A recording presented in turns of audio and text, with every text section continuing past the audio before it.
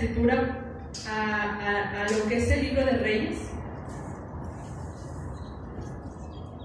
Así como estamos, déjame hacer una oración. Inclina tu rostro. Padre Señor, te damos gloria, te damos la honra, amado Rey.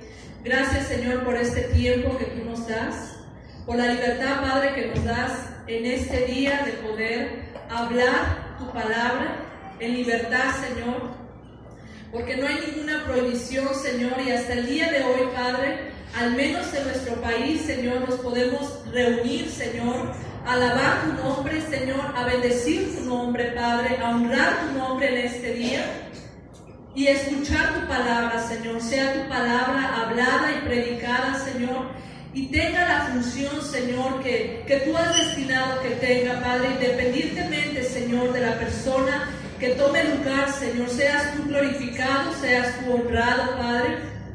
Toma el control, Señor, y que tu Santo Espíritu, Señor, sea hablando a nuestras vidas, sea, Señor, enseñándonos, redarguyendo, Señor, nuestros corazones, hablando, Señor, a lo más profundo del ser humano, Señor, a nuestro corazón. Tú que conoces todas las cosas, que para ti nada queda, Señor, en secreto, sino que a ti quedan todas las cosas, Padre, al desnudo, Padre. A ti damos la gloria, a ti damos la honra, a ti sea, Señor, todo poder, Señor, en el nombre de Cristo Jesús. Amén. Gracias te doy, amado Rey, gracias. Acompáñame ahí a lo que es Primera de Reyes, en el capítulo 19. Cuando lo tengas, dame un fuerte amén. Vamos hoy a estudiar un poco acerca de la vida de Elías. ¿Cuántos han escuchado hablar acerca del profeta Elías? Levante su mano así en alto. ¿Cuántos han escuchado hablar acerca del profeta Elías? Amén. Ok. Hoy en especial quiero hablar un poco de la vida de Elías. Y quiero centrarme en este capítulo que está en Primera de Reyes 19, y dice de la siguiente manera, le voy a dar lectura. Dice, como título dice, Elías huye a Oreb. Verso 1, acá dio a Jezabel la nueva de todo lo que Elías había hecho y de cómo había matado a espada a todos los profetas. Entonces envió Jezabel a Elías un mensajero diciendo, así me hagan los dioses y aún me añadan, si mañana a estas horas yo no he puesto tu persona como la de uno de ellos.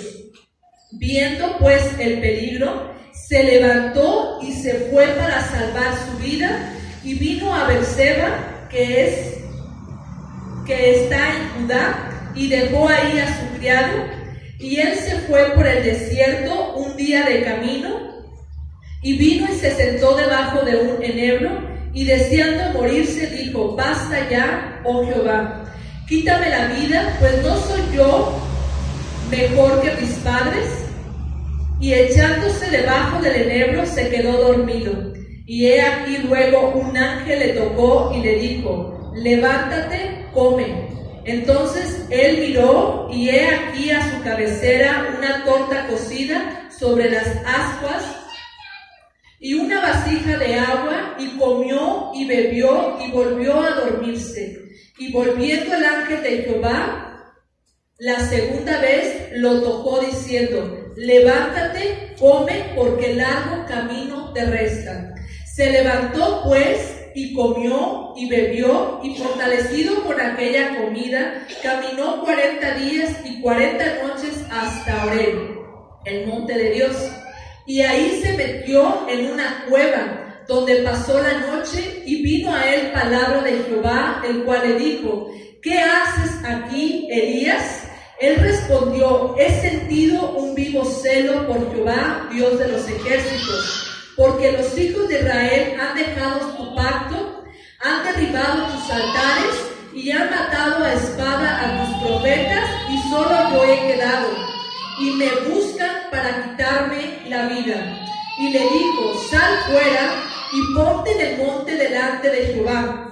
Y he aquí que Jehová que pasaba, y un grande y poderoso viento que rompía los montes y quebraba las peñas delante de Jehová, pero Jehová no estaba en el viento. Y tras el viento un terremoto, pero Jehová no estaba en el terremoto. Y tras el terremoto un fuego, pero Jehová no estaba en el fuego. Y tras el fuego un silbo apacible y delicado. Y cuando lo oyó Elías, cubrió su rostro con su manto y salió y se puso a la puerta de la cueva. Y he aquí vino a él una voz diciendo: ¿qué haces aquí, Elías?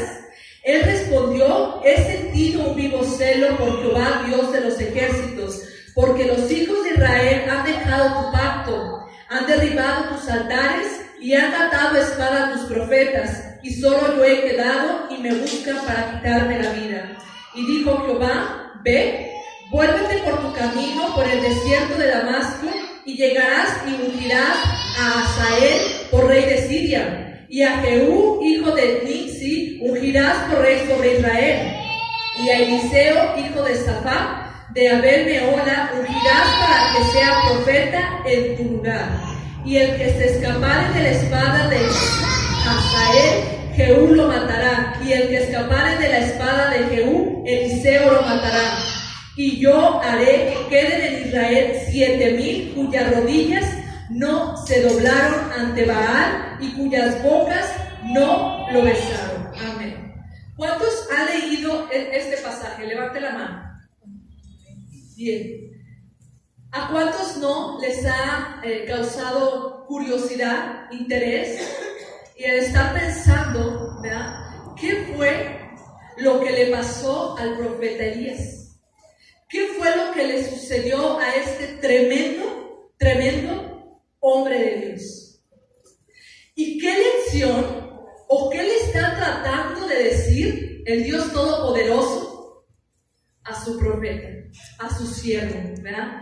Y en esto yo pensaba, ¿verdad?, durante la semana y recuerdo, ¿verdad?, que yo especulaba en mi mente. Y venían a mí muchas cosas, pero no hay como ir y estudiar, ¿verdad?, y conocer a fondo y hablar un poquito del trasfondo. Y creo que es importante, ¿verdad?, que tú conozcas un poquito acerca de lo que es la persona, de cómo Dios operó, de cómo Dios levantó este hombre y con qué propósito y en medio de qué situación y de qué condición le tocó Elías trabajar para el Señor, ¿verdad? Y si tú te vas hacia atrás, ahí mismo en Primera de Reyes, empezando en el capítulo 16, en el verso 29, comienza diciendo la Escritura acerca del reinado de Acab. Ya en la escuela dominical, ¿verdad?, mucho nos ha servido las enseñanzas que nos han dado. Ya hasta ahorita vamos en Job. Y nos han hablado de cómo actuó el rey Acab, ¿verdad? Y hasta este momento nos dice, ¿verdad?, la Escritura que hasta este punto este rey hizo lo malo delante de los ojos de Jehová. Pero no había habido ningún rey antes de él que no incrementase la maldad como este rey, ¿verdad?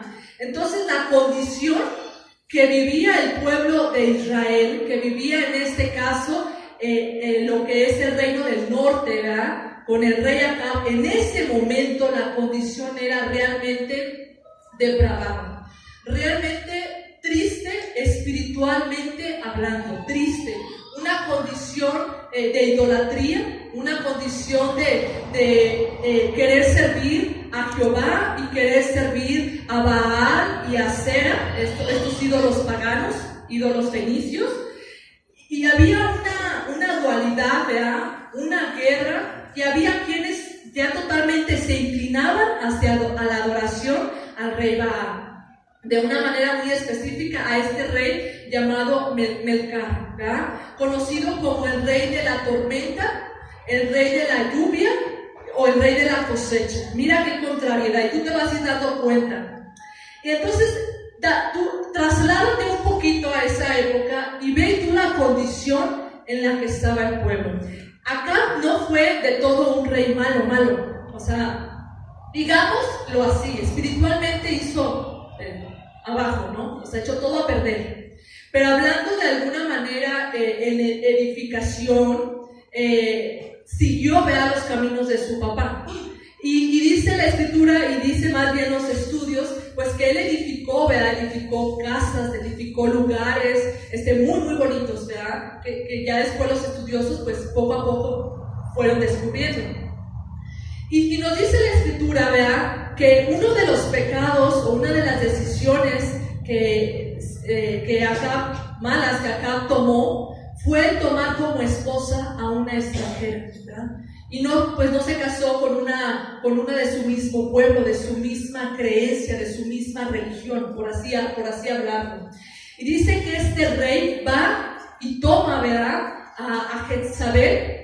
Aquí la escritura nos dice que va y toma a esta mujer por esposa, ¿verdad? Déjame ver dónde está exactamente. Mándeme. En el 31. Gracias, hermana. Porque te fue ligera cosa andar en los pecados de Jeroboam, hijo de Nabat, y tomó por mujer a Jezabel, hija de Etbaal, rey de los sidonios, y fue y sirvió a Baal y lo adoró. No terminó ahí la cosa, sino que además edificó un templo, ¿verdad? Levantó un altar especialmente para Baal. Muchos reyes, ya nos narra la escritura, que habían tomado inclusive algunas esposas extranjeras, pero entraban las esposas extranjeras a esposas de los reyes y jamás se sabía nada de ellas. Pero en este caso especial, Jezabel era una mujer mala, o sea, hablando espiritualmente, ella se dejó notar, ¿verdad? Tanto que su vida, ¿verdad?, quedó plasmada en la escritura por la maldad, por la incitación que esta mujer hacía hacia acá. Uno de los errores de acá, además de haberse casado con esta mujer, era que era débil espiritualmente hablando. Como que fácilmente esta mujer lo manipulaba, lo hacía, ¿verdad?, le incitaba a levantarle, a traer, se trajo toda la adoración de su nación, de su pueblo, la introdujo, y no solamente no quería solamente que también se adorara a Baal y a Asera, sino que además, ¿verdad?, ella quería exterminar totalmente con el culto a Jehová, ¿verdad? Ella no se contentaba. Ella no se contentaba con que los israelitas, ¿verdad?, que el pueblo de Dios tuviera un pie aquí y un pie acá. Ella decía, no, mi trabajo, mi meta es totalmente exterminar la adoración a Jehová. A tal grado, ¿verdad?, que dice la escritura que se dio a la tarea de mandar gente, ¿verdad?, para que acabara con todos los profetas de Jehová.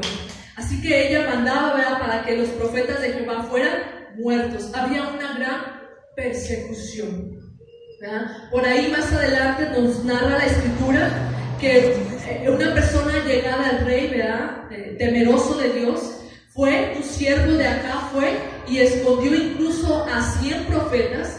Va y los esconde en cuevas de 50 en 50 y los sustenta con alimento, con bebida, ¿verdad?, para que Jezabel no se saliera con la suya. Porque déjame decirte que siempre hay siervos temerosos de Dios y que hacen la voluntad de Dios, y este hombre fue movido de esa manera, ¿verdad?, para que el reino de Dios siguiera, se avanzara, ¿verdad? Siempre hay siervos que Dios ha preparado, ¿verdad?, para que el reino de Dios se extienda. ¿Ven? Entonces dice la escritura, ya conociendo este contexto, ¿verdad?, de en qué condición estaba el pueblo. Imagínate, se necesitan siervos. Yo imagino a nuestro Padre, ¿verdad?, a nuestro Señor, pensando en la condición tan abominable, tan difícil, ¿verdad?, que estaba pasando el pueblo. Habían olvidado todo lo que Él había hecho por ellos. Habían olvidado todo lo que de alguna manera se les enseñaba oralmente, oralmente, se le transmitió oralmente acerca de lo que Dios había hecho en sus vidas, de cómo Él los había sacado, ¿verdad? De cómo Él había hecho señales y prodigios hasta su día, amén. Entonces imagínate al Señor pensando, diciendo, ¿qué haré yo? ¿verdad? En ese amor que el Padre nos tiene a ti y a mí, ¿verdad? ¿Qué haré yo? ¿A quién voy a levantar yo? ¿Sí o no el Señor necesita siervos? ¿Verdad? Y uno de la talla, levantó uno de la talla, ¿sí? Uno que dijo, este le da al clavo a la necesidad que tiene el pueblo. Y levantó a Elías Tisbita, amén. Un hombre tremendo, hermano, un hombre tremendo en las cosas de Dios, un hombre lleno de fe, un hombre obediente, un hombre temeroso de Dios, un hombre valiente, ¿verdad? Él se movía como pez en el agua, él enfrentaba, él no tenía temor, él iba, se paraba delante del rey, le decía lo que iba a suceder y no se daba a medias tintas, un hombre con carácter, ¿verdad? Y el Señor muchas veces, de acuerdo a las condiciones, Él levanta gente de acuerdo a la necesidad especial que pueda haber en un pueblo. Así es Él. Y mira qué cosas tan tremendas hizo nuestro Dios Padre con Elías. Y en su momento allí, en el capítulo 17, te voy a dar dando rápido estos puntos para ir al capítulo 19, que es el que me interesa. Y tú conoces, y solamente voy a recordarte, ¿verdad? Cuando Elías predice la sequía, ¿verdad? Y dice en el verso 1 del 17, entonces Elías Tisbita, que era de los moradores de Galaad, dijo a Acab, vive Jehová, Dios de Israel, en cuya presencia estoy, que no habrá lluvia ni rocío en estos años, sino por mi palabra. Tremendo Elías, ¿verdad? Y le dice el Señor, y vino a él palabra de Jehová diciendo, apártate de aquí y vuélvete al oriente y escóndete en el arroyo de Querí que está frente al Jordán. Beberás del arroyo y yo he mandado a los cuervos que te den ahí de comer. Y él fue e hizo conforme a la palabra de Jehová, pues se fue y vivió junto al arroyo de Querí que está frente al Jordán. Y los cuervos le traían pan y carne por la mañana y pan y carne por la tarde. Y bebía del arroyo. Pasado algunos días se secó el arroyo porque no había llovido sobre la tierra. Y el Señor, ¿verdad? Él ya había orado, antes de presentarse al rey acá, él ya había orado, él ya había tenido intimidad con el Señor. Y el Señor le permitió que iba a haber esa sequía. Pues ya esa sequía ya venía profetizándose. A causa de la idolatría del pueblo, el Señor iba a disciplinar al pueblo. Y dice, ya por los estudios de sabemos que no llovió durante 3 años y medio. Y hubo una gran hambre en aquel lugar y en los alrededores. Amén.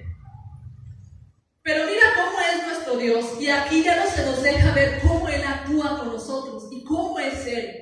Porque a veces, ¿cuántas veces no queremos saber cómo es Él? ¿Cómo eres tú, Señor?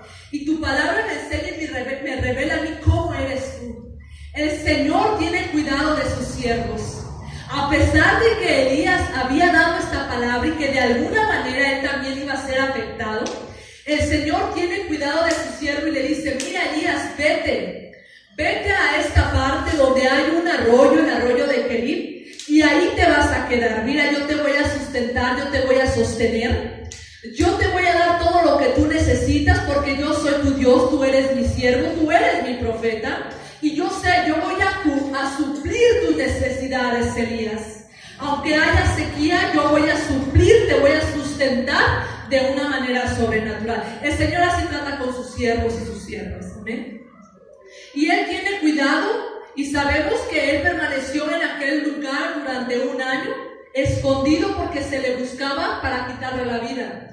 Porque acá, falta de entendimiento y de discernimiento, él no sabía que todo esto venía por mano de Jehová, sino que él pensaba que el que turbaba al pueblo era Elías, que él había traído esta desgracia sobre el pueblo. Él todavía no entendía. Y así están las personas que no tienen discernimiento, que no tienen al Espíritu Santo. Amén. Y dice el Señor que él, teniendo cuidado de Elías, ¿verdad?, de aquel lugar, ¿verdad?, él lo sustentaba, hermano. Le mandaba aquel cuervo, ¿verdad?, y le daba su pan y su carne por la mañana, su pan y su carne por la tarde, y bebía del arroyo. Pero cuando vio que el arroyo se secaba, el Señor le dio una palabra a Elías y le dijo: vete allá a Sarepta, allá hay una viuda que yo he mandado a que te sustente. Y mira el cuidado que tiene el Señor. Y seguimos en esa parte de la Escritura, ¿verdad? Y dice Elías y la viuda de Sarepta. Y dice que Elías, cuando llegó a aquel lugar extranjero, ¿verdad?, aquel lugar gentil que no pertenecía, ¿verdad?, en sí al pueblo de Dios, y que donde se adoraba a Baal, ¿verdad? Y cuando él entró a ese lugar, vio a una mujer, a la mujer viuda, ¿verdad? Y dice que esta mujer recogía apenas unos leños, ¿verdad?, para poder introducirse a su casa, preparar aquel puñado de harina que era poco y aquella medida de aceite que era poca. Y les pone esta mujer, ¿verdad? Elías le dice: sabes, necesito que me des algo de tomar. Una Coca-Cola, ¿no tendrás por ahí? Dame agua, ¿verdad? Dame algo. Y aquella mujer apresuradamente fue, ¿verdad?, a traerle, y le dice: antes de que se vaya, te ruego también que me traigas un bocado de pan. Y la mujer le expone su situación y le dice: o sea, tú has venido con una viuda. Yo apenas tomo esos leños y tengo poca harina, tengo una medida poca de aceite. Apenas la voy a preparar para comerla yo y mi hijo y dejarlos morir. El hambre es mucha, la necesidad es mucha.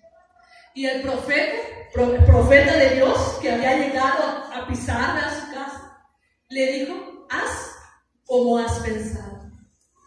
Mira que la harina no escaseará y el aceite no va a menguar. Haz como has dicho y dame a mí primero. ¿Amén? Y la Escritura habla de un milagro, ¿verdad? Cómo este hombre se movía en milagros. Estaba acostumbrado a vivir así, hermano, porque conocía a su Dios y sabe que Dios es sobrenatural y que para Él no hay nada imposible. Y así nos tenemos también que mover nosotros. Este hombre, Elías, no lo pierdas de vista, estaba acostumbrado a vivir así. Para él era natural que el Señor se moviera de esta manera. Y aquella mujer dijo: o sea, imagínate, cada vez que ella iba y tomaba, preparaba, y ella iba y yo no sé por cuánto tiempo, si llevaba un año en el río Kerit, y después se vino y duró 3 años y medio, y después sale de ahí para presentarse acá. Hablamos que duró mucho tiempo viviendo ahí con esta viuda. Y aquella harina y aquel aceite no menguaban, porque así es Dios.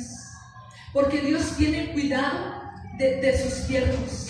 Y donde pisa el siervo del Señor, en ese lugar tiene que haber abundancia, no tiene que haber escasez. Amén.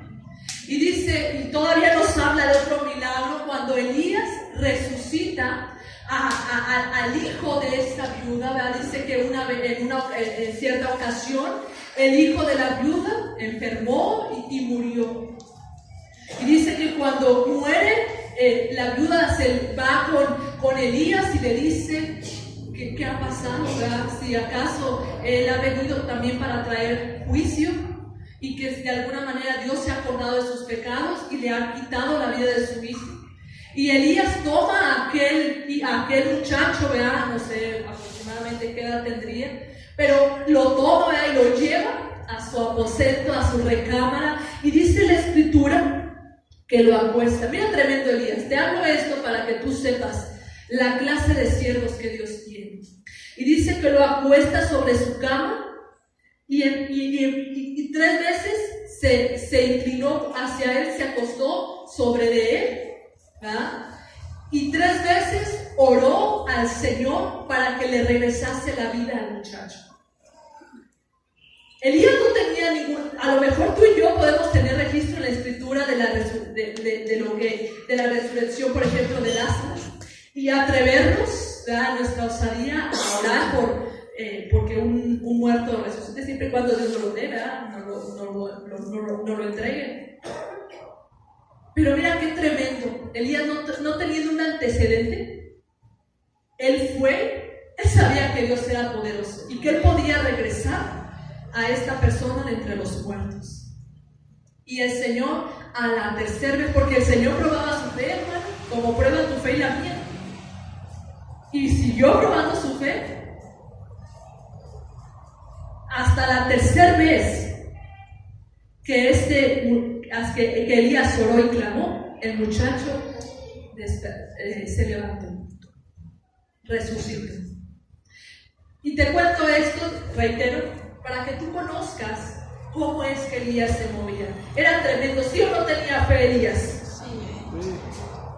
¿Sí o no se movía como pez en el agua? ¿Cómo te imaginas ese carácter de Elías? Tremendo, ¿no? Valiente. Como de esos que no tienen temor, esos que no tienen así como que timidez, así como tímidos, como que, ay, me da pena. No. Él sabía quién era su Dios. Amén. Y dice la Escritura que posteriormente, allí en el capítulo 18, Elías regresa, ¿verdad?, a ver a Acab, ¿verdad?, ahí por medio de un siervo le manda a decir, dile a Acab que lo quiero ver. Y aquel siervo temeroso, ¿verdad?, dice la Escritura, pero ¿sabes qué? Pues nomás no te vayas a ir, porque qué tal si viene el Espíritu de Dios y te lleva a otra parte y entonces mi vida va a peligrar. Y dice, no, dile a Acab que voy a estar en tal parte y ahí lo quiero ver. Y dice que se encuentra, ¿verdad?, con aquel que lo mandó a buscar para quitarle la vida, influenciada por su esposa Jezabel. Y dice en el capítulo 18 que Elías regresa a ver acá. Dice en el verso 1, pasados muchos días vino palabra de Jehová a Elías en el tercer año diciendo, ven, muéstrate acá, y yo haré llover sobre la faz de la tierra. Fue pues Elías a mostrarse acá, y el hambre era grave en Samaria. Y en el verso 4 dice, porque cuando Jezabel destruía a los profetas de Jehová, bueno, ya habla de Abdías, es la persona que les estoy compartiendo. En fin, que se presenta delante de acá, y entonces viene un reto tremendo, ¿verdad? Si tú conoces la Escritura, tú sabes lo que aconteció en el monte Carmelo. Y le dice Elías acá, ¿sabes qué? Yo necesito que tú congregues al pueblo, ¿verdad?, a los principales. Quiero que los congregues en el monte Carmelo. Quiero que congregues también a los profetas de Baal. Y quiero que congregues a los profetas de Acera. 450 profetas de Baal y 400 profetas de Acera. En total 850. O sea que aquella multitud estaba gruesa, estaba grande, ¿verdad? Y el reto ante nuestros ojos estaba grande, hermanos, ¿verdad? Yo no sé qué sentiría Elías, ¿verdad?, con qué seguridad, con qué fe y valentía él se enfrentaba a lo que Dios ahora le ponía. Y dice que va acá muy obediente, así como esa cabra, muy obediente con Elías y con Jezabel, muy manipulable Elías, ¿verdad? Y dice que va y le congrega, ¿verdad? En este caso nos dice la Escritura, no narra, ¿verdad?, que congregara a los 400 profetas de Acera, pero sí menciona los 450 de Baal. Y dice que estando Elías en el monte Carmelo, en ese lugar, él prepara, ¿verdad?, 2 bueyes y les dice, aquí está la leña, aquí están los animales para el sacrificio. Yo les voy a ceder el lugar a ustedes primero, que son un montón, ¿verdad? Yo nada más soy uno, ¿verdad? No sé dónde estaban los otros, pero estarían escondidos, no sé. Me tenía miedo como que saben o algo así. Pero yo soy uno, ustedes son un montón, montoneros. Y les dice, ¿verdad? Y les dice, escojan cuál animalito es el que ustedes quieren, el que quieran. No, pues ¿sabes qué? A lo mejor agarraron, no sé, el más gordo, yo qué sé. Y agarraron, prepararon su altar, dice la Escritura. A mí ya no me trajeron acá hasta mi abuelita. Y dice la Escritura que prepararon el altar, ¿verdad?, la leña, lo que tenían que hacer con el animal, prepararon todo ahí bien. y comenzaron desde la mañana, ¿verdad?, a clamar a Baal. Para empezar, hermano, ya habían pasado casi, ya se cumplían los 3 años y medio de la sequía. Y su Dios, Baal Bercán, el Dios de la tormenta, de la lluvia y de la cosecha, yo creo que ya habían clamado, ya habían hablado, ¿verdad? Y no les respondían, no había pasado nada. Ya de antemano el Señor les estaba mostrando. Dice, cuando llegó su turno, desde la mañana hasta la tarde, ¿verdad?, ellos estuvieron como que empezaron así suave y de repente se fueron más frenéticamente a gritar, a danzar. Yo no sé qué tanto harían allí. Se navajeaban, chorreaban de sangre, le gritaban a su Dios. Y ahí como al mediodía dice la Escritura que de alguna manera, yo creo que Elías tenía como sentido del humor, ¿no? No sé, a lo mejor su Dios está dormido, yo no sé qué está pasando con su Dios, a lo mejor está meditando, algo, ¿no? Que no les casi grítele más fuerte porque no les escuchan. Y estaban, ¿verdad?, ellos ahí, y yo no sé cómo pensarían de Elías, está loco, pero ellos gritaban más, hermano, como que Elías les encendía ahí, como que les hacía así, y ellos gritaban más fuerte.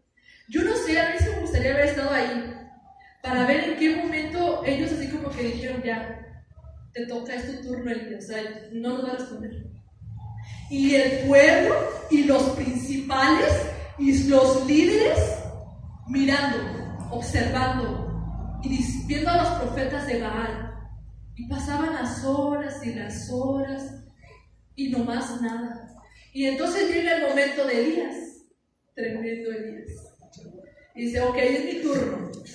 Yo tomó 12 piedras, las colocó en señal de las 12 tribus de Israel, puso la leña, cortó el animal en pedazos y puso una zanja.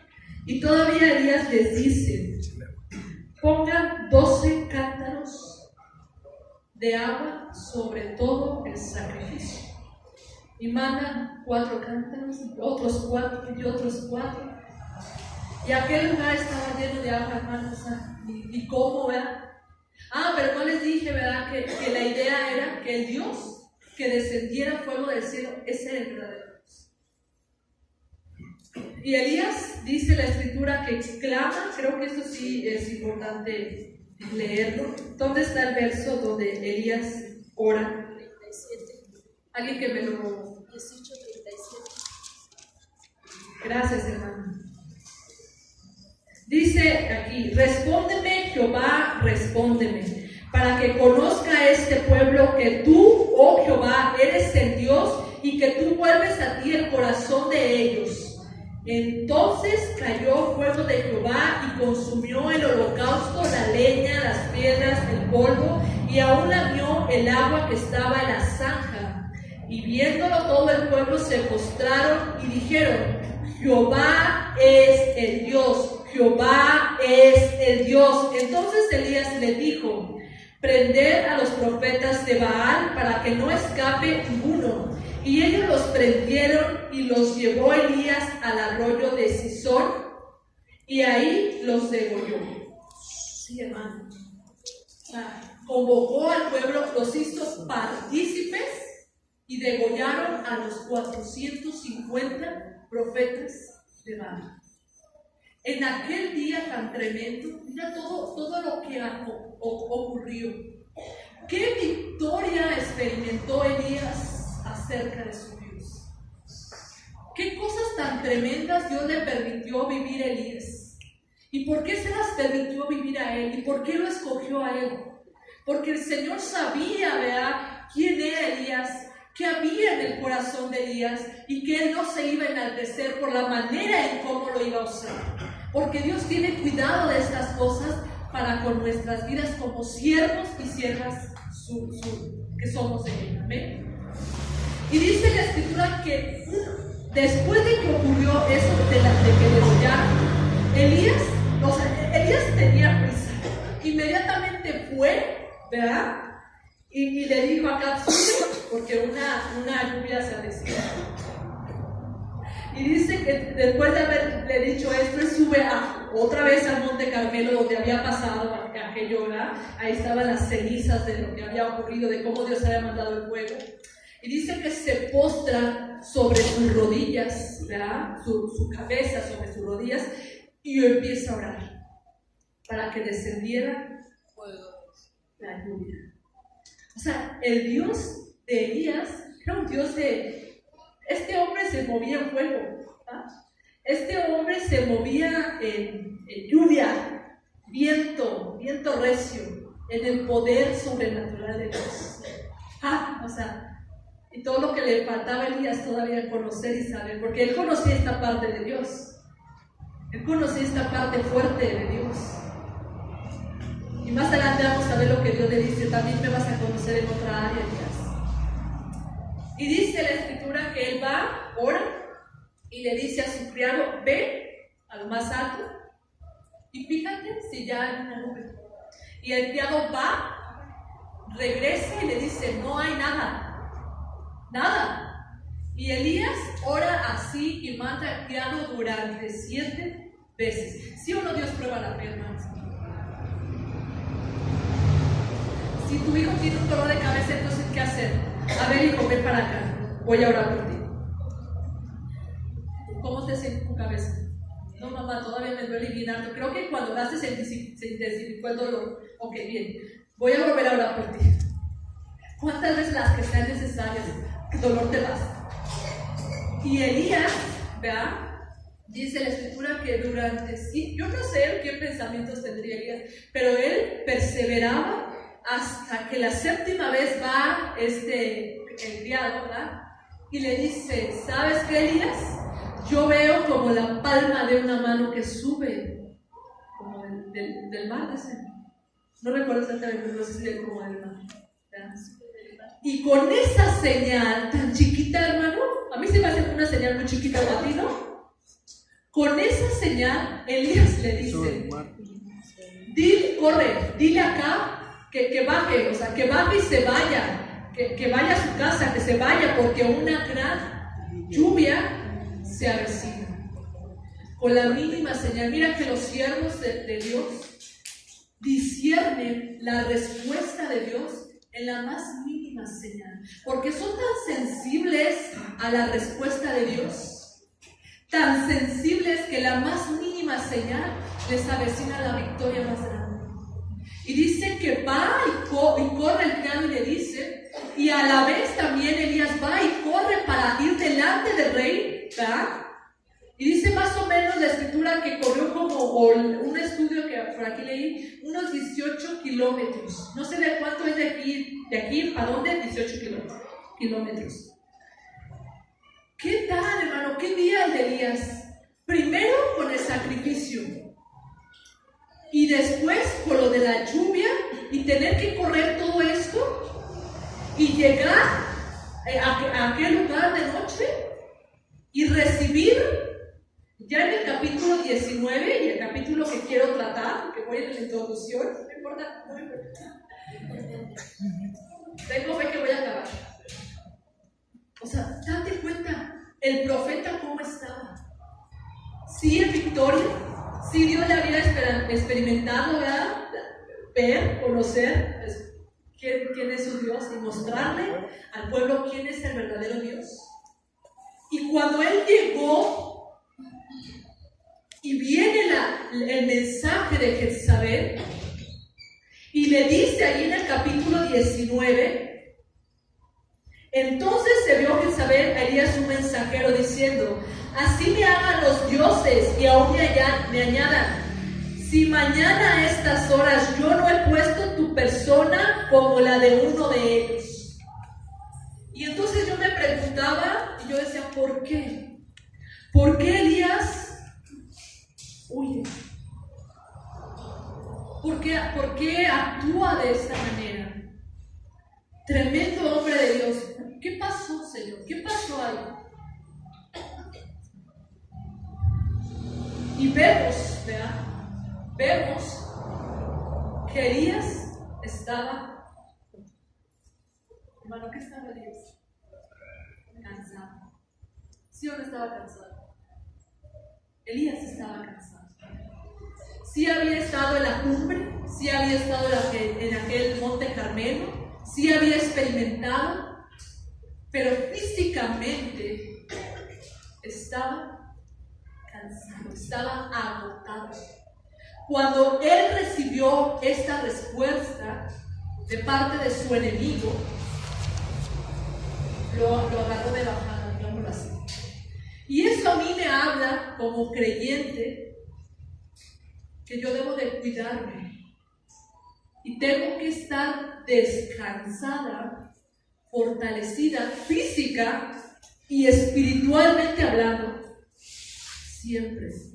Y que no puedo bajar la guardia, no puedo bajarla y decir, ahorita me voy a confiar, sino siempre estar al pendiente, porque el enemigo donde va a buscar, ¿verdad? Es tu área débil, cuando tú estás cansado físicamente, porque cuando tú estás cansado físicamente piensas de otra manera, actúas de otra forma.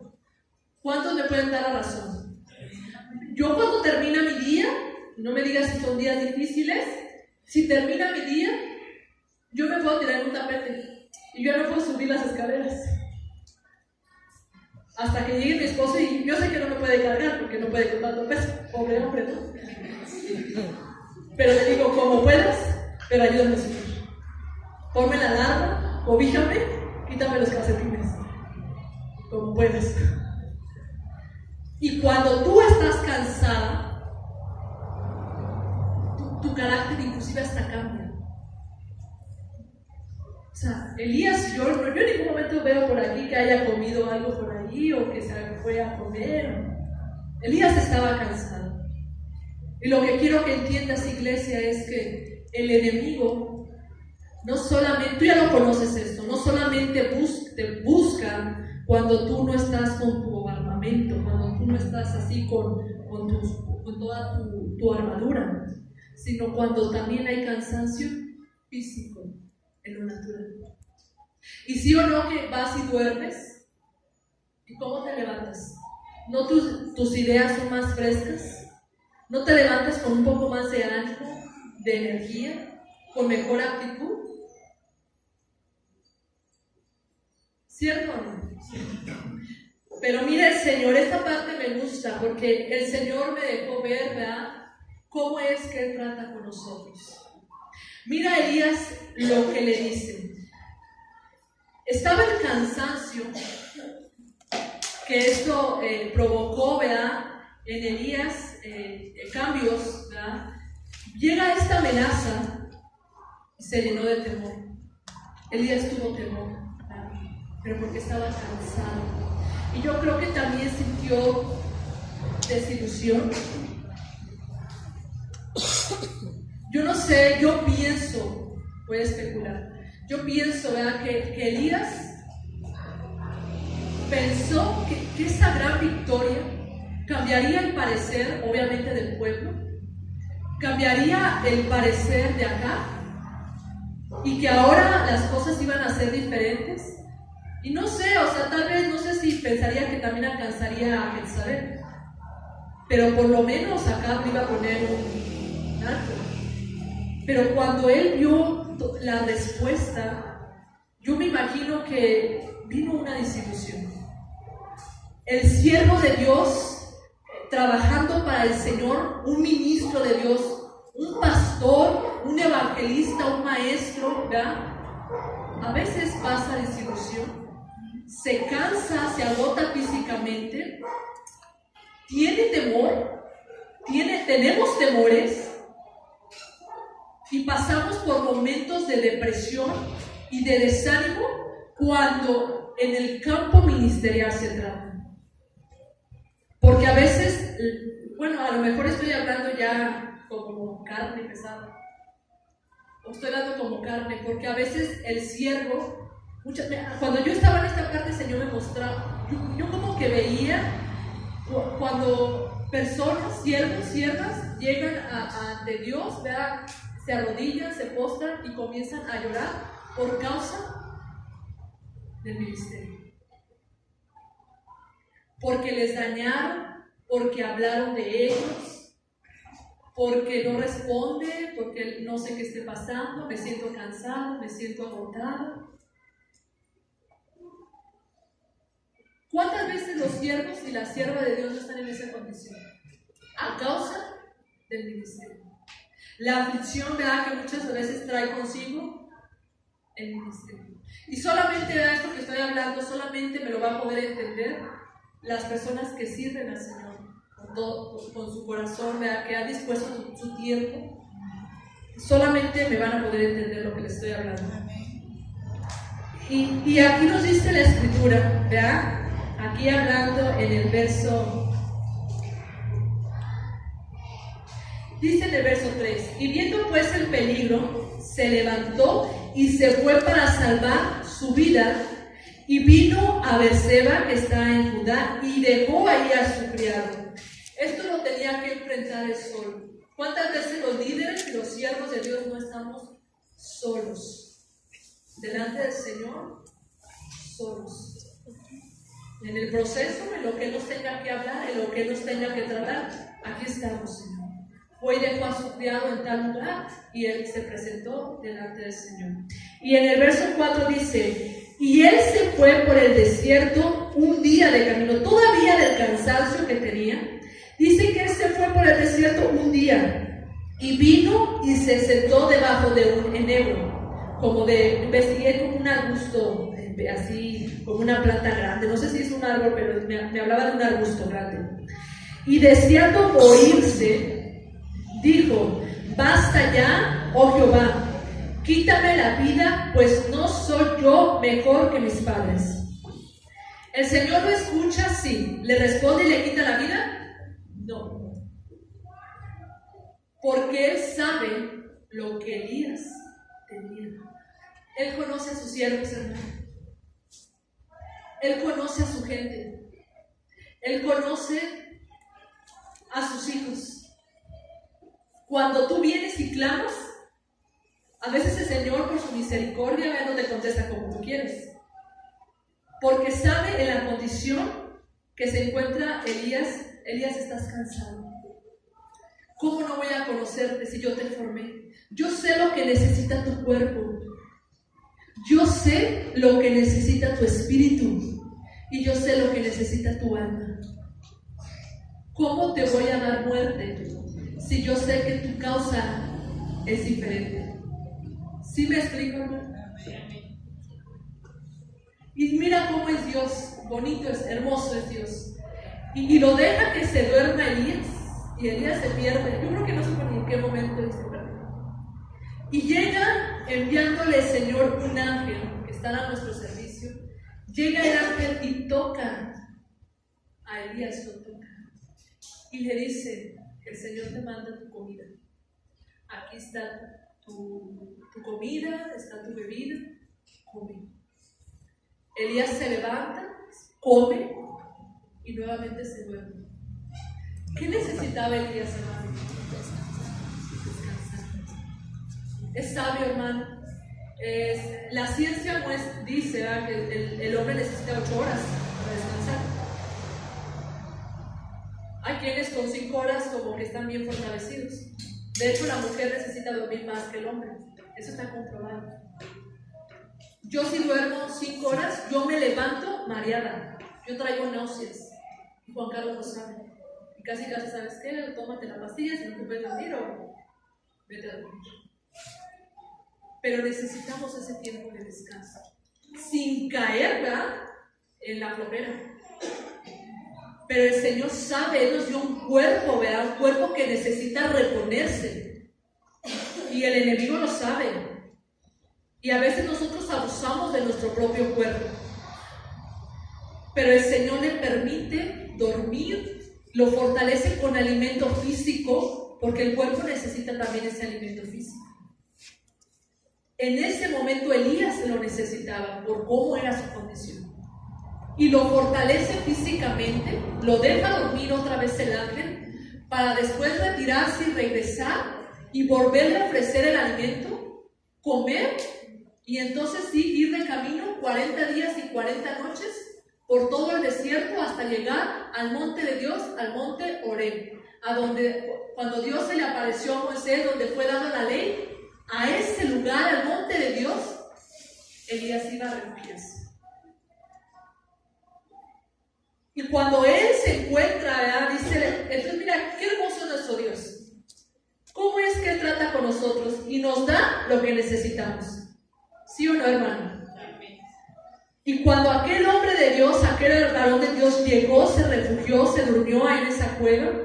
Y entonces dice la Escritura, ahí en el verso, vamos a darle aquí la vuelta, dice... En el verso 7 le dice el ángel, levántate, come, porque el largo camino te resta. Más adelante lo voy a mencionar, pero Elías pensó que aquí acababa todo. A lo mejor tú puedes pensar aquí acaba todo. Y yo te puedo decir hoy, largo camino te resta. Joven, adulto, largo camino nos resta. ¿verdad? El Señor tiene un plan, tiene un propósito, un diseño para nuestras vidas y aún estamos por recorrerlo. ¿No te llena de gozo eso? Y dice aquí, en el verso 9, y ahí se metió en una cueva, donde pasó la noche y vino a él palabra de Jehová, el cual le dijo, ¿qué haces aquí, Elías? Él estaba allí metido en la cueva y la pregunta del Señor es, ¿qué haces aquí, Elías? ¿Qué estás haciendo aquí? Como si el Señor le dijera, ¿por qué no estás allá? Allá donde fue la victoria. ¿Por qué? Si sabes cómo me muevo yo, todo lo que te he enseñado y lo que te he mostrado mi poder, ¿por qué no pensar que yo puedo protegerte contra la amenaza de esta mujer? Contra la amenaza de tu enemigo. Ya sabemos por qué él no lo pudo hacer, pero el Señor le dice, ¿qué haces aquí, Elías? Este no es tu lugar. La cueva no es tu lugar, iglesia. Yo no sé qué amenaza, qué Jezabel, qué es lo que Jezabel te ha hablado, te ha dicho. Puede ser enfermedad, puede ser problema financiero, problemas en familia. Yo no sé qué es lo que te hace huir y de pronto todos estos temores sobre tu vida, todas estas depresiones, ansiedades, agotamiento físico, y te refugias allí en la cueva, pero no quieres salir. Y ahí estás frenado, estancado, fuera del campo de batalla. Como diciendo, pues un relax, ¿no? Aquí, ahora, mientras. Pero yo he venido a decirte que no es la voluntad de Dios. No era la voluntad de Dios que Elías estuviera en la cueva. No era la voluntad de Dios que las cosas se quedaran ahí. No es la voluntad de Dios que tú llegues hasta donde tú hasta ahorita has llegado. Esa no es la voluntad de Dios. Que tú vivas como hasta ahorita estás viviendo. Y en esto me siento retada y te quiero también transmitir ese reto. No es la voluntad de Dios que nos conformemos con la vida espiritual que hoy tenemos. No es la voluntad de Dios.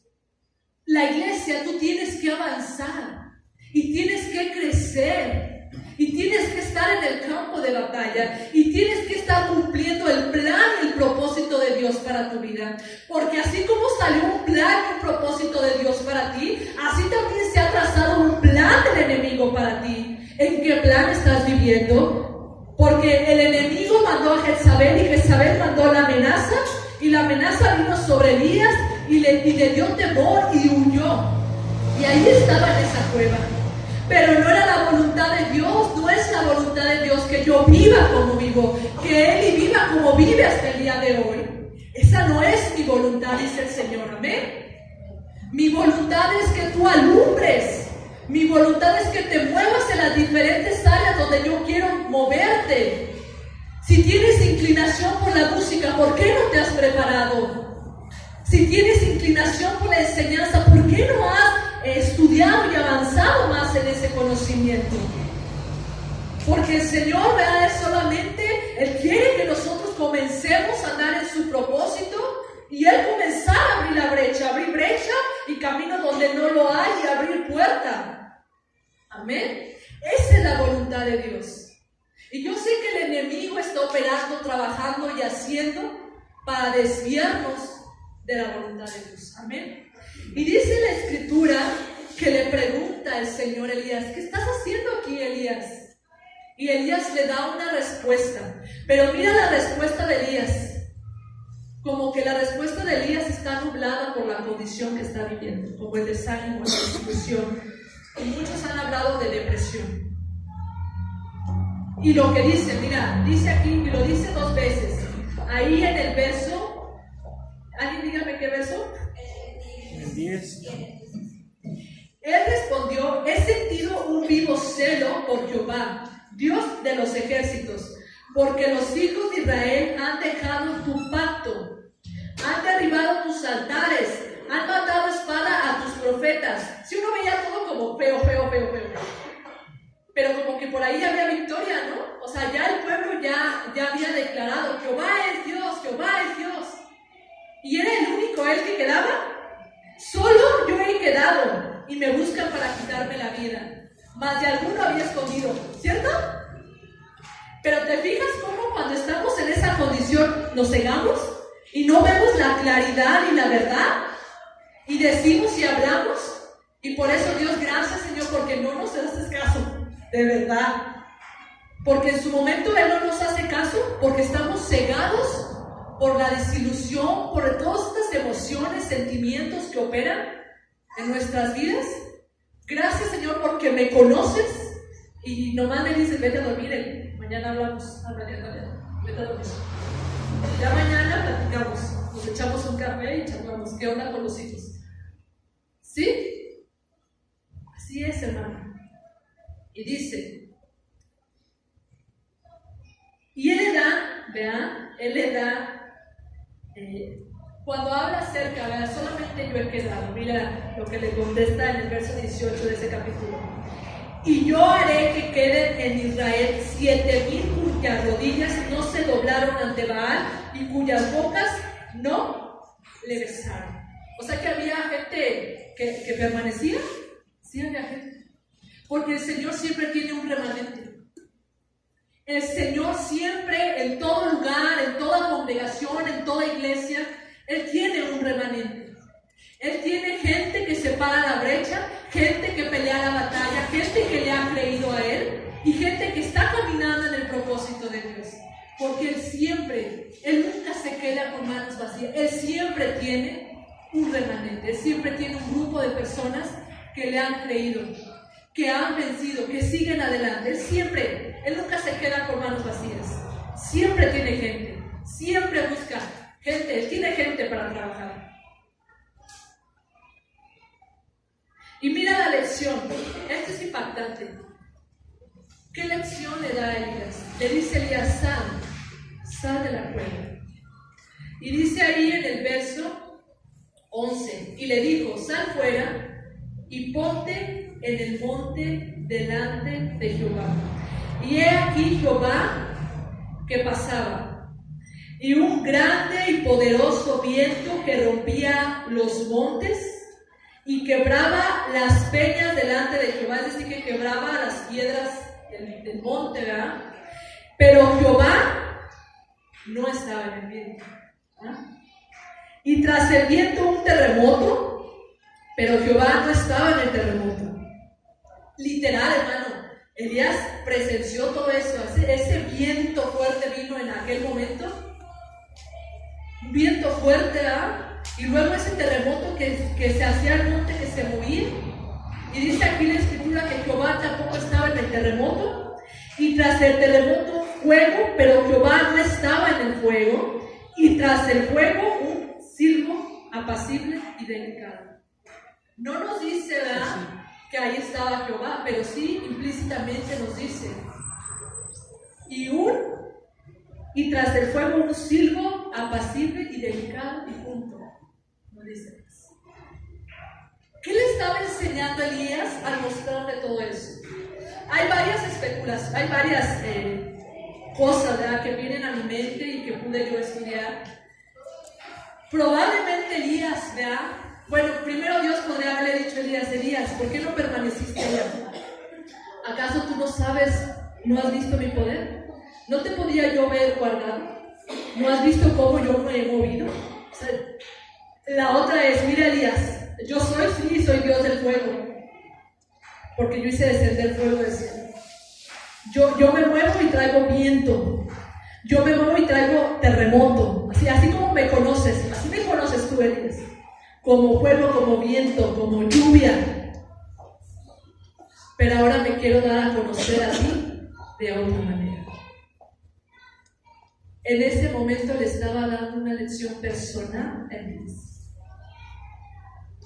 Estaba tratando el especial con su siervo. Y así Dios trata el especial con nosotros. Él nos enseña y nos muestra: ahora quiero enseñarte esto de mí. Ahora quiero que me conozcas como sanador. Ahora quiero que me conozcas como proveedor.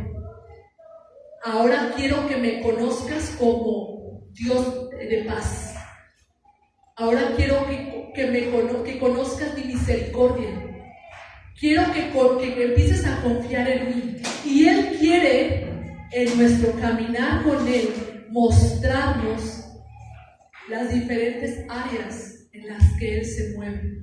Y en Elías le estaba diciendo: me conoces de estas maneras, pero ahora déjame que yo me dé a conocer de una manera quieta, sin tanto ruido, Elías, y apacible sobre tu vida.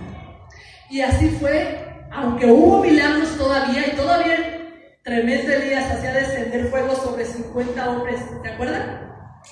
Tremendo Elías. Todavía después, hubo milagros.